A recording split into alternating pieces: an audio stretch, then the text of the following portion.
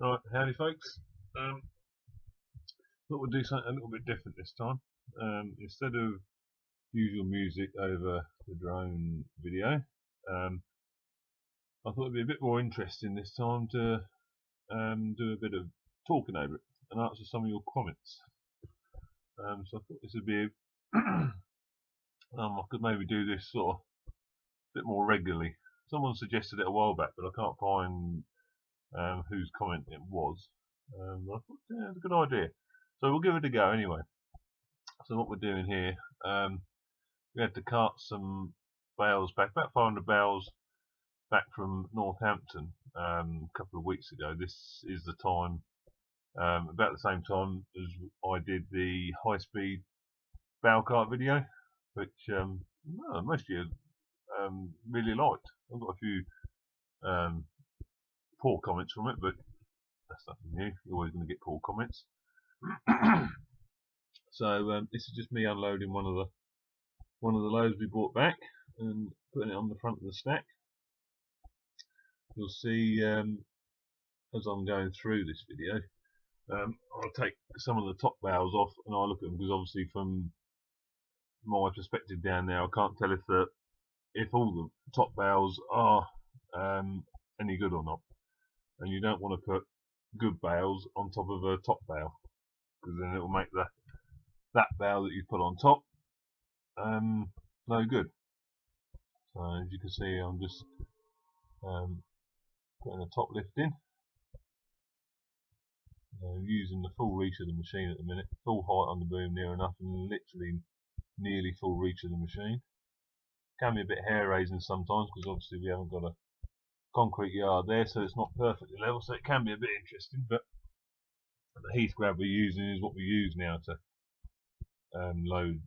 build the stacks rather, because you haven't got tines to try and get in and out of the bales. Where this heath grab, you press the auxiliary control in the cab, and it takes the claws out for you, which is much easier than trying to back out with a set of spikes when they don't want to come out of the bale at that height. So that's the reason we use the heath grab. Good grab.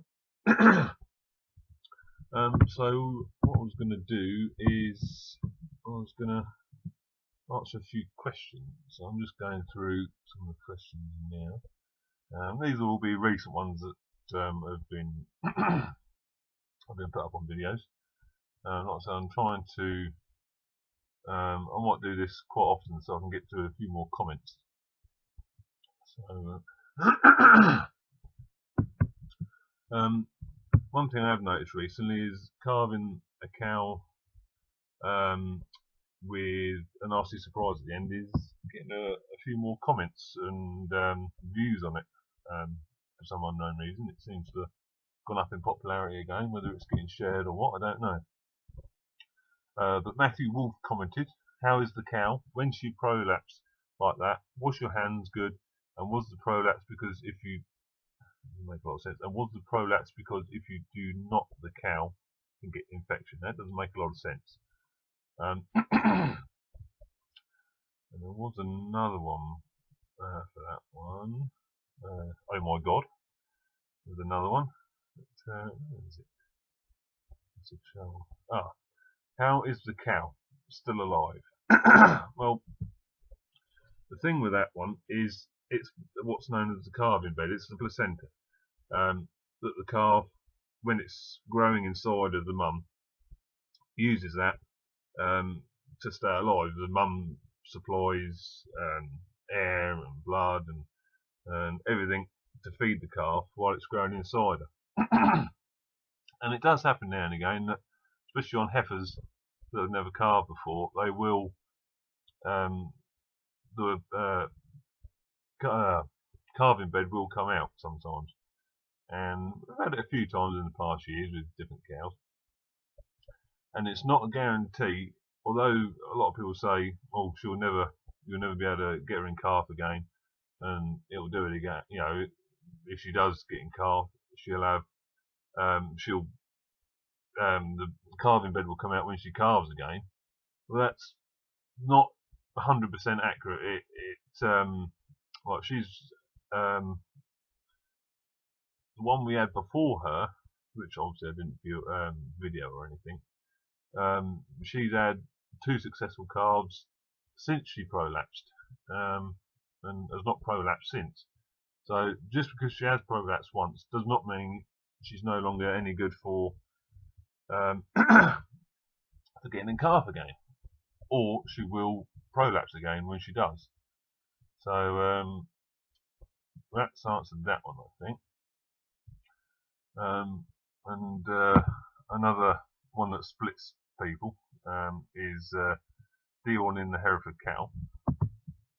Kate Garner is, she's obviously not very happy with it at all. You are suffering from cognitive dissonance, whatever that is, I'm not sure. You tell yourself that these women don't care if you burn their horns off, take their babies off them, and use their babies' milk for yourself. And then when they no longer supply you with milk, you kill them. No farmed animal is happy. Well, it does make you chuckle, doesn't it? None of that could be anything close to the truth. If Kate Garner would like to get in contact with me and come and have a look at how 99.9% of UK animals are looked after, I think she'll maybe change her mind. But yeah, it's people like that that you need to educate them, not just sort of reply and be nasty about them. It's a lack of education, I think. Something I have noticed at I think it's the Lidl adverts on telly at the minute. They're doing a similar thing where people have tweeted or messaged their Facebook or Twitter or whatever, and they've saying, like the current one is the turkey farm, where the lady says there's a turkey prison, and they show it's actually not, and the turkeys are well looked after and enjoying themselves, which I think is a good idea, and it does show, what farmers get up to in a broader light, I think. So anyway, we'll get on to something else. What have we got here? Just moving on. Yep, we're there at the minute. You have to bear with me because I'm not watching that. Yeah, it's the first time I've done this, so I'm not. I've got another page up at the minute showing me comments. But I've split it into 2 so that I can keep tabs on what I'm doing on the video. So no, that doesn't fit in. Hold on a minute, people. There, right.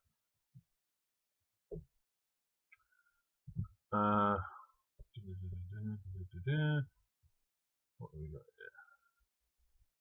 I've got a few people suggesting using other people for LED lights. Got Chris Callow saying try UTV products for LED lights. So I'm pretty impressed with mine. Yeah, I'm not sure what's going on here. Auxbeam have gone very quiet since, well, must be nearly a month now, 3 weeks, 4 weeks. They were going to send me some LED bulbs to start off with to rate and review, and I was going to compare them to some eBay ones I bought a while back. But I've not seen sight or sign of them or heard anything from Auxbeam, so I'm not sure what's going on there. But what else is it here? Amanda Simpson, what is your biggest JCB? That will be the 8250, which out the factory comes with 250 horsepower. It's chipped up to about 290, and that is our biggest one. My tractor, the 7270, is slightly smaller, slightly more compact. Did come out the factory with more horsepower, come out with 270, and is also chipped. Although I don't tend to use a chip, it's not something we put on, so I'll just leave it off, to be honest, in it. It's plenty powerful enough for what we need to be doing with it. Oh, here's one I always get. How fast this JCB is, from Boris Lutring, and I get that quite often. 43 mile an hour, it'll do 70k. and that applies to all our fast tracks at the minute. They're all that speed. Flodgy wants to drive the Beast George at BFY51. Yep, Flodgy, this is off Calving, the last video I put up. Flodgy, she always loves to sit on my lap and look out. That's just what she likes to do.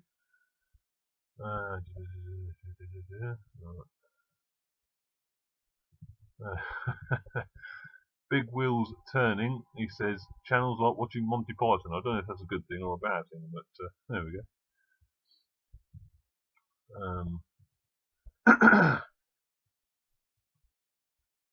Right, what else we got here?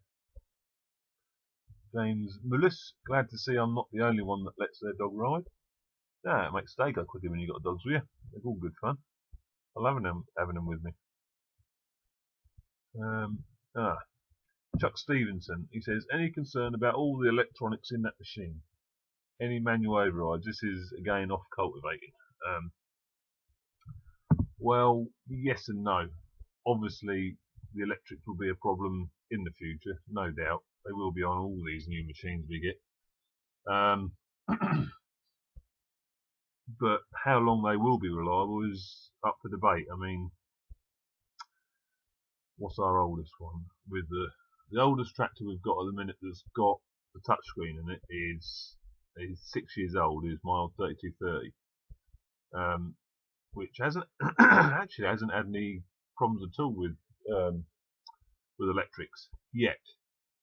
But like I say, if there's anything that's going to go wrong in the future, it's going to be electronics before mechanics, isn't it?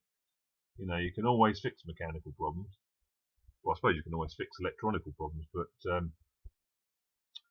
you know, ECUs, we all know, tend to be lots and lots of money. So, yeah, I'm not sure it's a good idea to keep putting all these electronics on machines. They're just getting worse and worse, and you know, you're getting to the stage where you can't do anything to them. You get the slightest problem, and the sensors go off, and you get errors on the dash, and it's a dealer out job with the laptop. So, you know, I don't think it's quite such a good idea with all these electronics that are going on the machines. Right, we've got Malk of Lincoln, good old Malk. Now he normally comments, and lovely chap Malk is. Good to give you a shout out, Malk. You always comment, always good comments. He says, this is off cultivating again, the last video. Please, you're feeling better, George. Should have Great Danes in the cab, not Jack Russell's joke. Barney, my lurcher, loved boats, but wasn't too keen on tractors. Mind you, it was an old Nuffield, similar to mine. Not a comfy fast track. Now, that's a good point. The good things with the Jack Russells are you can just chuck them in and they're no bother. They don't take up no room. Right, nearly at the end of the video now then. That went a lot quicker than I thought. Hopefully you guys enjoyed it. You know, I'd like to do that again. See if I can answer a few more comments and give people shout outs and stuff. Might make it a regular video. Just putting the last 2 bales in there. Got an empty trailer. So yeah, hope you guys all enjoyed that. And we will see you on the next video. And that'll be a big, wait for it, big thumbs up from me. See you later, guys.